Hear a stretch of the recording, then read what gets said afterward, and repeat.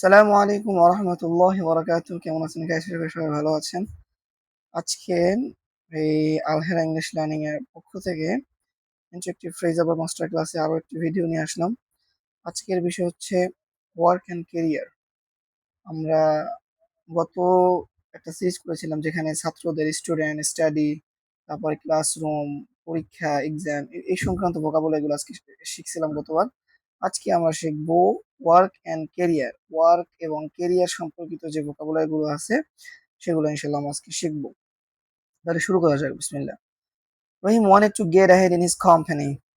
Rahim wanted to get ahead in his company, so he decided to take on more responsibility.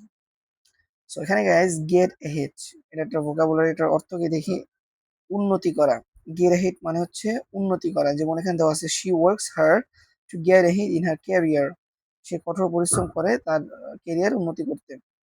তাহলে রহিম wanted to get ahead in his company, so he decided to take on more responsibility. take on guys মানে হচ্ছে দায়িত্ব গ্রহণ করা। চাকরি দাও এটা পরে আমরা দেখবো। আপাতত take on responsibility মানে হচ্ছে দায়িত্ব গ্রহণ করা। দেখেন, he took on a new project, সে একটা নতুন প্রজেক্ট হাতে নিয়েছে। the company took me on the last day. এটা থাক গাইস, এইটা দেখেন, he took me on a new project, সে একটা নতুন প্রজেক্ট হাতে নিয়েছে। যে হাতে নেওয়া, দায়িত্ব নেওয়া, এগুলোকে বলা হয় take on। তাহলে he decided to take on more responsibility. Responsibility হচ্ছে দায়িত্ব। when the company first took him on, এই যে took him on, take somebody on মানে হচ্ছে চাকরি দেওয়া, আবার take on মানে হচ্ছে দায়িত্ব গ্রহণ করা। এটা মানে বাক্য অনুযায়ী অর্থ চেঞ্জ হবে। তাহলে take somebody on, দেখেন গাইস, take এর পরে অবজেক্ট বসবে, তারপরে on পার্টিকেলটা বসবে, তাহলে অর্থ হবে চাকরি দেওয়া। আর যদি take on পাশাপাশি একসাথে বসে তাহলে হবে দায়িত্ব গ্রহণ করা। তাহলে the company took me on last year, এই কোম্পানিটা গত বছর আমাকে চাকরি দিয়েছে, মানে গত বছর আমাকে নিয়েছে, এটা এরকম বোঝায়। তাহলে when the company first took me on, যখন আমার কোম্পানি আমাকে নিয়েছে, his manager filled him uh, his manager filled him in on the job. fill in on, fill somebody in on, fill someone in on, এই someone এর জায়গায় আপনি অবজেক্টটা বসাবেন। কাকে? fill me, আমার হলে আমাকে, তার হলে তাকে, এরকমের। এবার হচ্ছে বিস্তারিত জানানো। fill me in on, আমি যদি বলি he filled me in on about it, সে আমাকে এই বিষয়ে বিস্তারিত জানিয়েছে। তাহলে please fill me in on the plan, আমাকে প্ল্যান সম্পর্কে বিস্তারিত জানাও। fill me in on মানে বিস্তারিত জানানো। তাহলে his manager, company manager, filled him in on the job, job নিয়ে একেবারে বিস্তারিত জানাইছে, কি কি লাগবে কি কি লাগবে না সবকিছু। later, পরবর্তীতে the old chairman stood down. Old chairman, পুরনো যে chairman, stood down, stand down, মূলত ছিল stand down। stand down মানে হচ্ছে কি, stand down মানে হচ্ছে পদ ত্যাগ করা বা পদ হারানো। তাহলে the chairman stood down in 2050, অর্থাৎ চেয়ারম্যান সে 2015 সালে রিটায়ার্ড করেছে অথবা পদ ছেড়েছে। এটাকে বলা হয় স্ট্যান্ড ডাউন। স্ট্যান্ড ডাউন মানে কোনো কিছু থেকে পদ ছাড়ানো, একে বলা হয় stand down.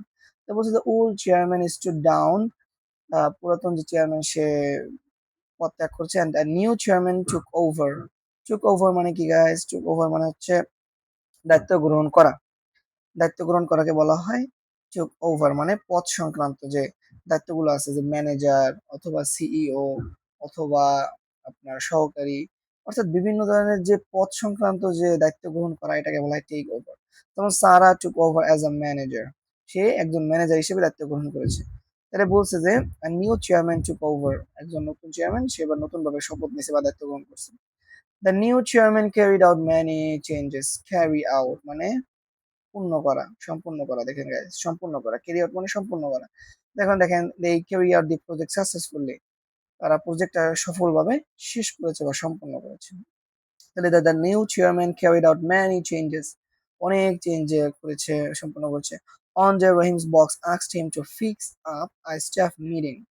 Fix up a meeting, fix up মানে হচ্ছে ব্যবস্থা করা। তাহলে ফিক্স আপ মানে ব্যবস্থা করা, এখানে বলছে যে একটা মিটিং এর ব্যবস্থা করতে। Can you fix up a meeting for tomorrow, আগামীকালকে একটা মিটিং কি ঠিক করতে পারবা? এই যে ঠিক করা বা মিটিং সেট করা, এটাকে বলা হয় fix up, fix up a meeting. Rahim just asked him to fix up a staff meeting. They penciled it in for Friday. Pencil in মানে guys সমসাময়িকভাবে নির্ধারণ করা, অর্থাৎ এটা চেঞ্জও হতে পারে। আপনি একটা সময় যেমন এখানে বলছে যে let's pencil in Monday for the ইভেন্টটা সোমবার করি, এখানে যেমন বলছে যে শুক্রবার করি পেন্সিল ইন, অর্থাৎ সমসাময়িকভাবে একটা মানে কোনো একটা কিছু নির্ধারণ করা কোনো একটা বিষয় হওয়ার জন্য।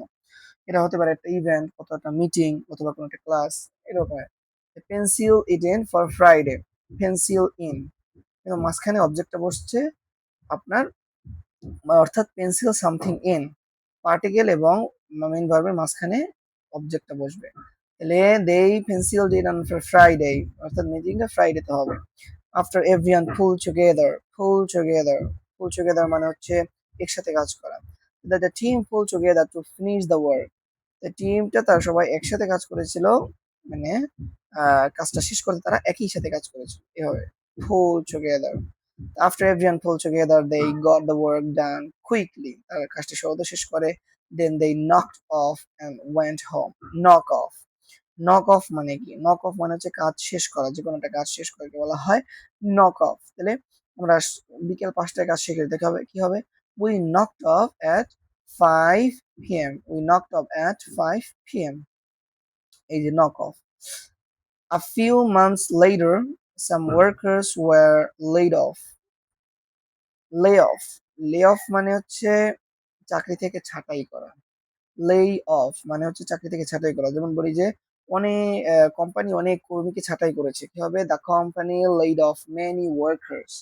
the company laid off many workers মানে হচ্ছে কোম্পানি অনেককে ছাঁটাই করেছে।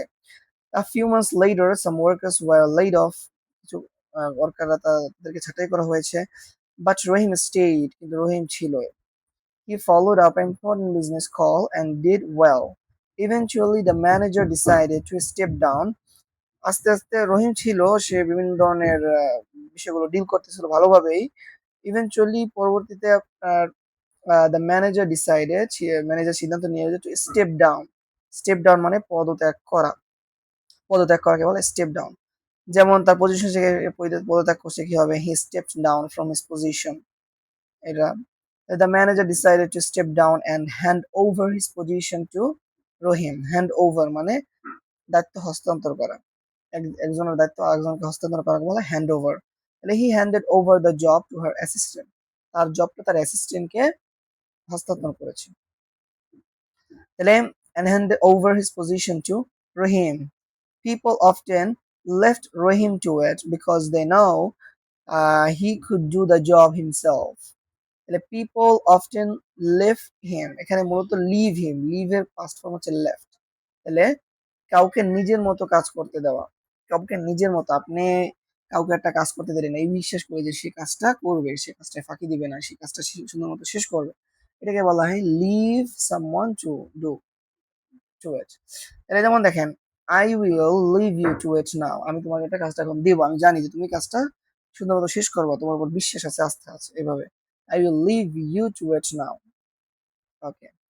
তাহলে বলছি কি এখানে his position to Rahim, people often left Rahim to it because they knew he could do the job himself. মানুষরা প্রায় তাকে কাজটা নিজের মতো করে করতে দিয়ে রাখতো, কারণ তারা জানতো he could do the job himself, সে তার নিজের মতো করে কাজটা সুন্দর মতো সাজাবে। গাইস এখানে অনেকগুলো ওয়ার্ড, প্রায় 16টার মতো ওয়ার্ড আছে এখানে। এই ওয়ার্ডগুলো কাজ রিলেটেড এবং কেরিয়ার রিলেটেড।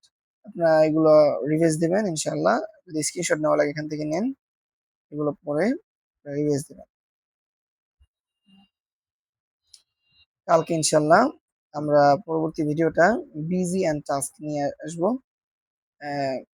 মানে কাজের ধরন এবং মানি সেভিংস বা শপিং বিভিন্ন ধরনের। তাহলে আজকে